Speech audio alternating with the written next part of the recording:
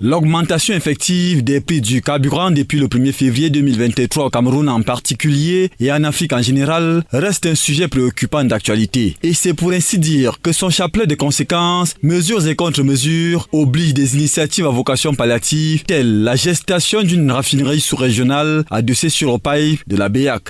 C'est un projet relativement vieux, porté en particulier par la Banque des États de l'Afrique centrale et dont l'ambition est, sinon de remplacer les raffineries nationales qui, comme on le sait, ont déjà montré leurs limites, du moins de capter une partie importante du marché sous-régional et pourquoi pas mondial du service de raffinage.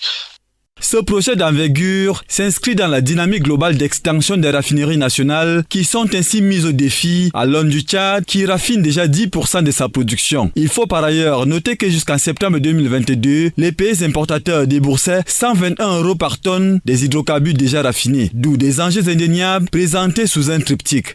En raison de la faible productivité des raffineries nationales, les pays de la CEMAC sont des pays importateurs nets de pétrole raffiné.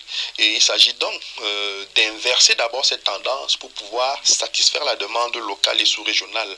Le deuxième enjeu qui découle donc de ce premier est que, en devenant pays exportateur net de pétrole raffiné, les pays de la CEMAC, à travers la BEAC, stoppent net l'érosion de leurs réserves de change. Le troisième enjeu, c'est que ça va leur donner également la possibilité aux États et aux gouvernants de pouvoir ajuster les prix au niveau du pouvoir d'achat des populations.